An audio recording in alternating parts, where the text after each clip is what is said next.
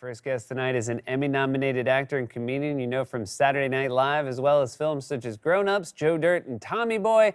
Plus, The Wrong Missy, he co-hosts the Netflix After Party, which is currently streaming on Netflix. Please welcome back to the show our good friend David Spade. How are you, David?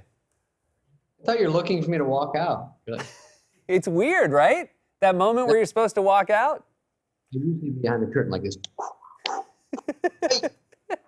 Jump out. Yeah, it's definitely weird. It's definitely weird with, you don't have a crowd there. I don't have a crowd in my house.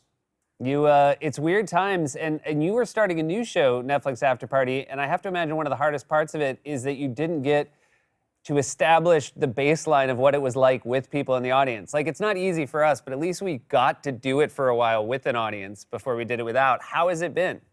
We started, yeah, with nothing, and then it was slowly just trickling in the office. We've had one or two guests come in. They passed away immediately after. No, but they came in, which was cool. And then, you know, we have people on Zoom, and you do it. And sometimes we have people in Australia, and you know, it's like a hit show from Netflix. We go over one show each episode, and if it's, you know, Bridgerton, they're in London, and so you ask a question, and it's like literally 22 minutes later, and then they answer, and you're like, next thing going, they're answering. But the pandemic, I was on another show, and when it stopped, we sort of went to this, you know, we went the other way. We phased down to nothing. And then that show got canceled during it, and I did an article, and I sort of cried about it. But the thing is, it's so dumb. Like, shows get canceled all the time. It was great. It would still be on. It's like, I don't even know what I'm talking about. So they canceled it. And, but I stayed on. I did monologues and stuff, just waiting for, you know, just as an outlet to just for no reason, just because I was in my house and I like to write jokes, and I had some writer from the show, and I was like, let's write a few things. And that was fun. And because we couldn't do anything. And then after like months, the governor comes out, hey, the first tier, things are going to open up. We're like, here we go. First tier, we're going to open some rock quarries, archery repair shops, caterpillar sanctuaries. I'm like, I'm sorry, what's going on? Anything I do? No, that's going to be a while. So I was glad about that. You started doing what you called the monologue on Instagram, and was it nice? Because again, you've obviously worked, you know, for cable channels, for network channels, where you have a censor who is telling you if you ever cross the line when you're doing an Instagram video, no one's there. Do you ever remember some of the times that you received heat, be it at SNL or elsewhere? Yeah. Well, one time at SNL, and what you're saying is true. When I do a monologue at home, there's no rules. I don't work for anyone. It doesn't matter. No one's like, you know, we kind of work with that person. No, they're one of our sponsors, which understandably is in every business. But when it's just yourself, I don't give a. So I do it. And one time on SNL, a couple of people remember. No. So I did an in and out list. So one of my first ones was with Dennis Miller. So he was at Update. This is right up your alley. Update, Dennis Miller. I was next to him, my little bit. And I was like, what's in, you know, going to bars, what's out, not going to bars, you know, that kind of stuff. It was sort of middling. But one of them I said, what's in, not enunciating, so the censors can't catch you. What's out? Going out on the show and getting some. And that, as you know, at SNL, so Andrew, I think was his name, he's a redhead. He was the censor. Andrew Brewer? Yeah, Brewer. He was very cool, and he goes, Spade, come on. Like, he was always like, come on, man. You're just making my job tough. And I go, I'm not going to really say it. And he goes, we will lose so much advertising if you say it. We saw it at rehearsal. So when you go to air, if you say it, this loses $20 million of advertising. If you say these 3 letters, if you say these 2 letters, and I'm like, and Dennis Miller goes, you're going to blow it, Spudley. And so I said it, and it got too big a laugh, and I was like, nah! And then Dennis goes, they go, that's the news. And he goes, you're done, dude. And so I walked out, and then I see Brewer, and he goes, and I go, I don't know, just see what happens. And then I think it was okay.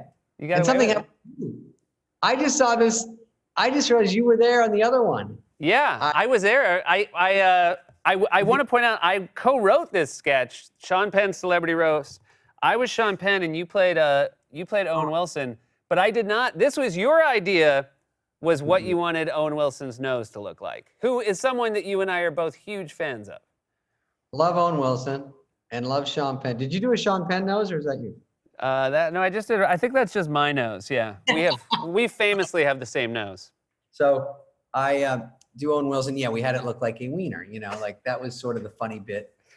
And then I think you as the writer heard it because I heard about it. So you heard about it, that it was probably Brewer going, come on, you guys can't make it look like exactly a wiener. And so prosthetic wise, so after dress, something happened where that note got lost in the shuffle, which sometimes happened in the chaos. And so I'm going out to the bit. I'm like, oh, we never changed it.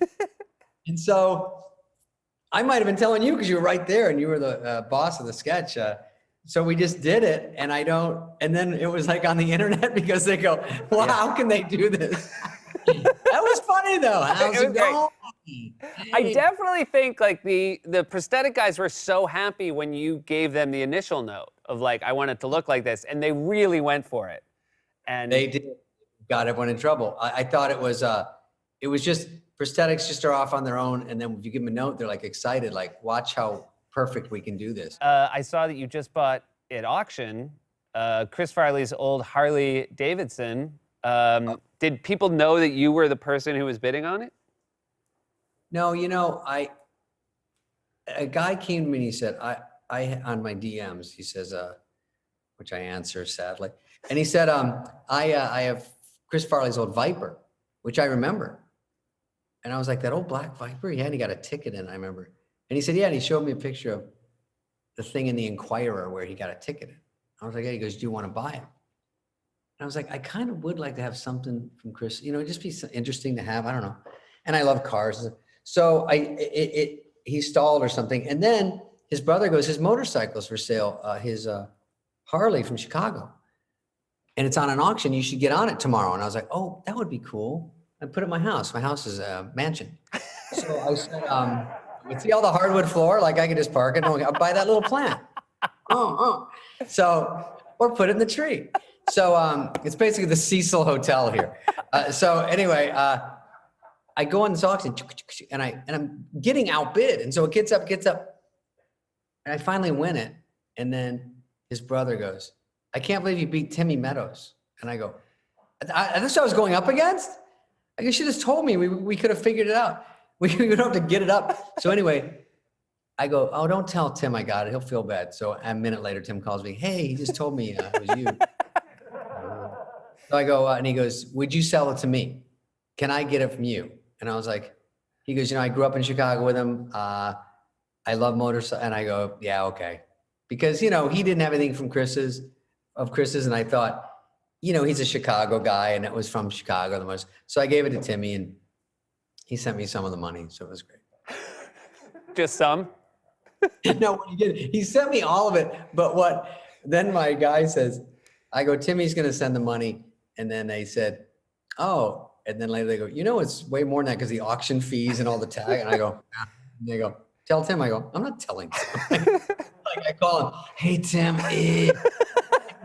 a couple grand, but if you could, I can meet you on La Cienega. I would hate for him to see this and send me money. This would be horrible. Worst case scenario. I'm glad. That's very kind of you. That's a really nice outcome. And congrats on the show. It's really fun to see you being able to tell jokes on TV again. Thanks so much for being here, Dave. Love it, Seth. Miss you. Haven't seen you in a while. And take care and keep doing a good show, buddy. All right. Be well. The Netflix After Party is streaming now.